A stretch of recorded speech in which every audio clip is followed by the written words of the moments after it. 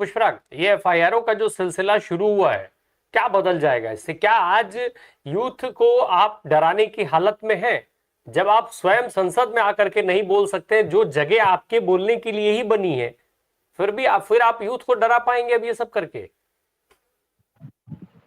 नहीं, असल में क्या है, बड़े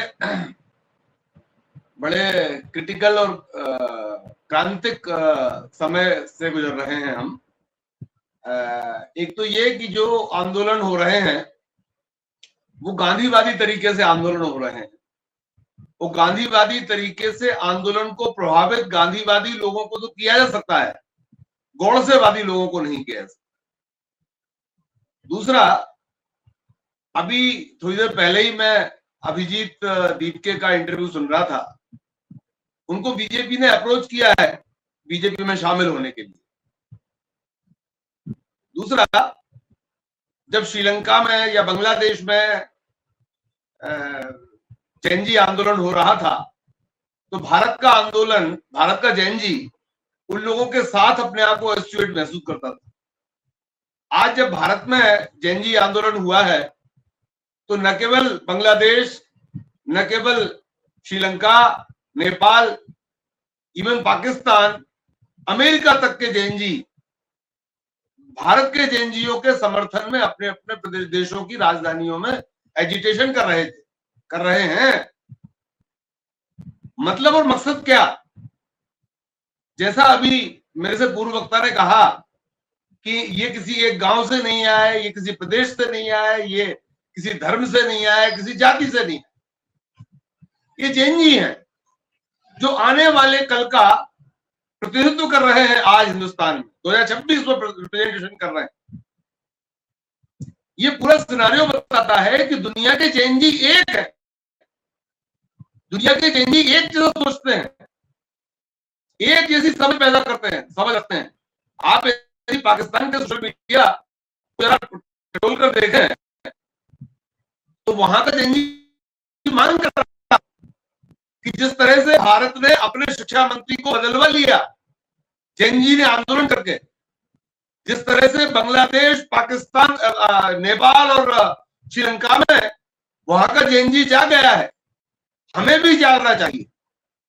तो भारत के जैन जी आंदोलन से पूरी एशिया का जैन जी ऊर्जा ले रहा है।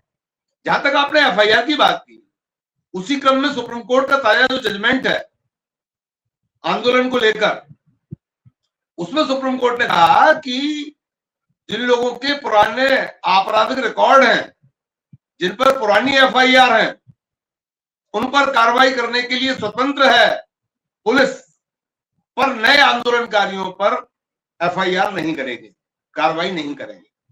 इसका मतलब क्या हुआ? इसका मतलब यह हुआ कि आपराधिक पृष्ठभूमि का आदमी या किसी पर पुरानी 1, 2, 3, 4 एफआईआर है, मुझ पर भी है 4-6 एफआईआर,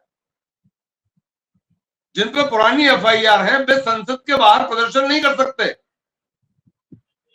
सांसद हो सकते हैं, संसद के बाहर खड़े होना गुनाह है, लेकिन संसद के अंदर जाना गुनाह नहीं है। एक आपराधिक छवि का आदमी, एक आपराधिक प्रवृत्ति का आदमी, तमाम सारे आपराधिक प्रकरणों के बाद भी सांसद हो सकता है, गृह मंत्री हो सकता है, मुख्यमंत्री हो सकता है, प्रधानमंत्री हो सकता है। मुख्यमंत्री रहते हुए योगी, मुख्यमंत्री रहते हुए सबसे पहला निर्णय खुद पर ही चल रही एफआईआर को खत्म कर देने का, वापस ले लेने का हो सकता है। वो सांसद तो बन सकता है, पर संसद के बाहर अपनी जायज मांगों के लिए प्रदर्शन नहीं कर सकता। कंगना रनावत, कंगना ने कितनी गंदी बात कही, 40 की उम्र, मतलब यदि सही समय पर विवाह हो गया होता तो जैन जी की उम्र के बच्चे होते होंगे। वे अपनी ही उम्र की कोख को गंदी नाली कह रही। कितना शर्मनाक, कितना, मतलब बीजेपी इस पर माफी भी किस मुंह से मांगेगी?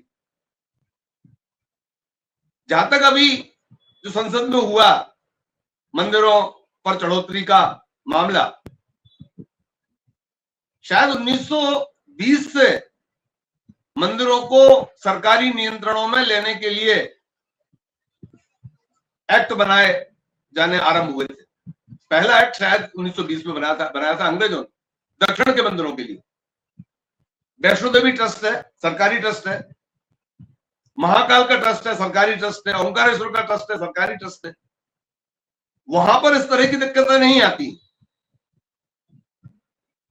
यदि सरकारी ट्रस्ट है तो दिक्कत नहीं आती है। सरकारी ट्रस्ट मतलब सरकार के नियंत्रण में है कोई मंदिर, दिक्कत नहीं आती है। यदि पंडे पुजारियों महंतों के हाथों में मंदिर है, वहां दिक्कतें नहीं आती। दिक्कतें वहां आती हैं जहां इस तरह के सरकार के द्वारा बनाए हुए स्वतंत्र ट्रस्ट होते हैं। ये ही नहीं, बद्रीनाथ से खबरें आ रही हैं, बीसियों मंदिरों से खबरें आ रही हैं कि वहां के सोने गायब हो गए, वहां के आभूषण गायब हो गए, वहां की जमीनें खुर्द-बुर्द हो गई, जमीनें बेच दी गई। मध्य प्रदेश में तो बाकायदा 100 बीघा से ज्यादा जमीन यदि किसी मंदिर के पास है तो उसे सरकार बेच सकती है, ऐसा फरमान जारी हुआ था, जो विरोध के बाद उसे वापस लेना पड़ा। दूसरा, छात्रों पर पैलेट गन, AK-47 ये चलाई गई। जवाब कौन देगा? गृह मंत्री ही देंगे ना। गृह मंत्री जवाब देने तैयार नहीं है, संसद में भी आते नहीं है। और हमारे यहां तो ट्रेंड ऐसा चल गया है कि संसद में पूछे जाने वाले, शिक्षा के संबंध में पूछे जाने वाले सवालों का जवाब पेट्रोलियम मंत्री देते हैं।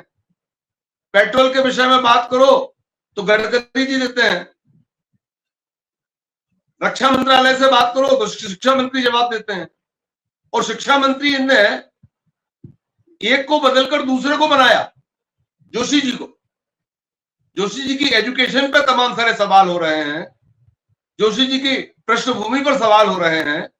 किस तरह से बलात्कारियों की जमानत पर उन्होंने अपनी प्रसन्नता जाहिर की, ये उनकी नीति नैतिकता बताती है। दूसरा, अभी आपने जो एक छोटी सी क्लिप बताई थी प्रधानमंत्री जी के भाषण की, या वो वीडियो क्या कहते हैं उसे, रील की, उसमें पीछे बुद्ध भगवान देख रहे हैं। उन्होंने बुद्ध की प्रतिमा के बाहर से आगे से वीडियो बनाया है। अचानक से बुद्ध प्रेम कैसे हो गया इन्हें? हो गया, अच्छी बात है, पर सिर्फ बुद्ध से कुछ नहीं होता, उनके विचारों को अपनाना होगा। यदि वे वहां पर अपनी बात कहते कहते बुद्ध के ज्ञान पर भी कुछ बात करते और अमल दिखता, सत्य अहिंसा अपरिग्रह दिखती उनकी बात में, तो उस बुत लगाने का कोई मतलब था। एक अंतिम बात कहकर राम जी मैं अपनी बात कहना समाप्त करूंगा कि अभी संसद में जो एक्ट पास हुआ, जिसको लेकर प्रधानमंत्री जी बड़े आह्लादित थे कि मैं तो अनुपस्थित था लेकिन एक्ट पास हो गया, उसमें क्या किया है? 2024 का एक एक्ट, उसमें कुछ दंड के प्रावधान बढ़ा दिए। 2024 में जो एक्ट था उसमें कितने लोगों को अभी तक सजा हुई, इसका आंकड़ा कौन देगा? और यदि उसमें सजा नहीं हो पाई तो इसमें सजा हो जाएगी, इसकी गारंटी क्या है? मैं कानून का विद्यार्थी हूं और कानून का एक सुस्थापित सिद्धांत है कि दंड की कठोरता से नहीं, दंड की सुनिश्चितता से अपराध कम होते हैं। यदि हमने 2024 के एक्ट के आधार पर दंड देना सुनिश्चित कर दिया होता, यदि व्यक्ति के मन में यह खौफ हो कि यदि मैंने कुछ गलत किया तो मुझे दंड मिलेगा ही मिलेगा, तो कम दंड और ज्यादा दंड से कोई फर्क नहीं पड़ता। इसलिए ये सरकार हर स्तर पर फेल है। इसने अगली पीढ़ी को मैसेज दिया है।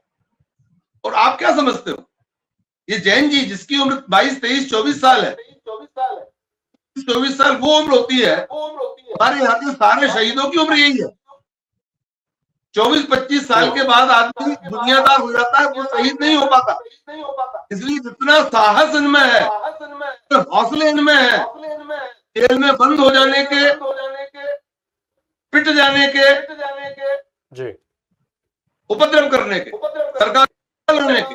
और प्रमाण है इस बात का राजनाथ जी के कहने के बाद भी कि हमारे यहाँ इस्तीफा नहीं होते, इनने झुका लिया। जी।